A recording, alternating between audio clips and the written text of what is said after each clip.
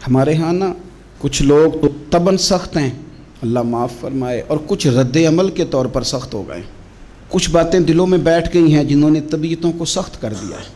کبھی کہیں آپ بہو سے کہ چلو بوڑھی ساس سے اگر کبھی کو بات سخت نکل گئی ہے تو معاف کر دے، وہ تیار نہیں ہوتی، وہ کہتی ہے تمہیں پتہ نہیں میرے ساتھ کیا کچھ ہوا۔ کبھی ساس سے کہا جائے نا چلو بھول گئی تھی بچی تو آپ درگزر کر دیں، تو کہتے ہیں تمہیں پتہ نہیں میرے اندر سختی کتنی آ گئی ہے، دکھ کتنے بیٹھ گئے۔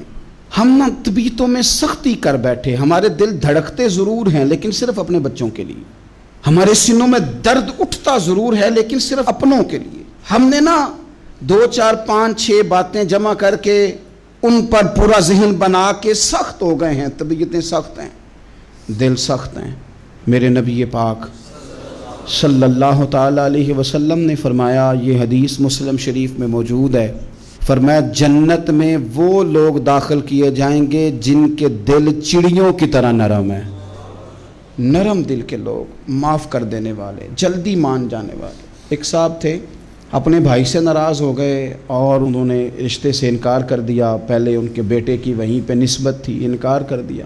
تو کئی لوگوں نے ان سے کہا، میں نے بھی کہا، تو وہ کہنے لگے پیر صاحب عزت بڑی کرتا ہوں آپ کی لیکن میں مرد ہوں، ایک دفعہ نہ کر دوں تو پھر ہاں نہیں کیا کرتا۔ تو میں نے اس صاحب سے کہا، میں نے کہا یوں نہ کر، اگر صبح قیامت تیرے بارے میں کوئی سخت فیصلہ آ جائے اور رب کو منانا ہو کسی مقام پر تو کیا کہے گا؟ بہانے بنا بنا کے ہم سخت ہو گئے، دل اتنے سخت پتھر کر لیے، میں فلاں ہوتا ہوں جی، میں نہیں دوبارہ کسی کی سنتا۔ اور خدا کے بندو، میرے نبی پاک علیہ السلام نے فرمایا مومن تو اس طرح ہوتا ہے جس طرح اونٹ کے ناک میں نکیل ہوتی ہے، بٹھا دو تو بیٹھ گیا، اٹھ جاؤ تو اٹھ گیا۔ اور حضور نے فرمایا وہ لوگ جو بہت بد اخلاق ہیں، جھگڑالو ہیں، فسادی ہیں، سخت دل ہیں، وہ لوگ جنت میں نہیں جائیں گے۔ جو جھگڑے کرتے پھرتے ہیں، جھگڑالو لوگ ہیں۔ عزیز دوستو، اپنی زندگی کے اندر طبیعت میں نرمی، اگر طبیعت نرم ہو گئی نا جی، مزاج میں نرمی آ گئی، تو پھر آپ محسوس کریں گے کہ آپ معاف کرتے بھی جلدی ہیں اور معافی دیتے بھی جلدی ہیں۔ پھر آپ کے تعلقات بچیں گے، آپ کی نسبتیں بچیں گی، آپ کے بہت سارے رشتوں میں قربت آئے گی، ٹوٹیں گے نہیں۔ ایک تو دل نرم کریں، کسی شخص کے بارے میں دل میں کوئی بات ہے تو اسے معاف کریں اور معافی دیں۔ کچھ لوگ بالکل ٹھیک ٹھاک ہوتے ہیں، کوئی ناراضگی نہیں ہوتی، لیکن آپ نے بچی کی شادی کا کارڈ دیا نہیں تو فوراً ناراض ہو جاتے ہیں، اور پھر آپ سمجھا رہے ہیں، قائل کر رہے ہیں، وہ تیار ہی نہیں ہے قائل ہونے کو۔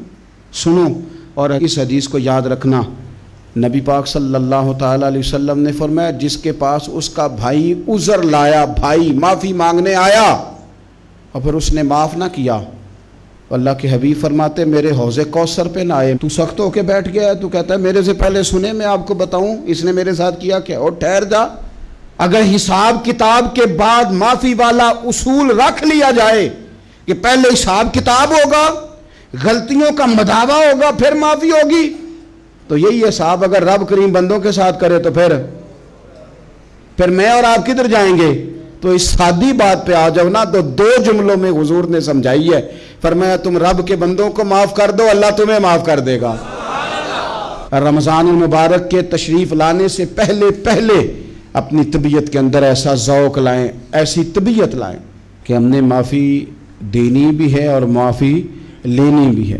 بعض اوقات ہم رسم ادا کرتے ہیں شب برات سے پہلے، یہ سوشل میڈیا پہ چل گیا، فلانے کو فلان کہہ دیا، اگر کوئی کبھی ہوئی نا تو معاف، ایسے تو نہیں نا معافیاں ہوتی۔ ہمیں پتہ ہوتا ہے ہم سے کون ناراض ہے، ہمیں خبر ہوتی ہے ہم نے کس کو تکلیف دی، ہمیں پتہ ہوتا ہے کس نے ہمارے لہجوں سے پریشانی پائی ہے، کون ہے جو ہماری وجہ سے اذیت کا شکار ہے، تو اس سے جا کے معافی مانگے، تو یہ چیزیں معافی کا سبب بن جائیں گی۔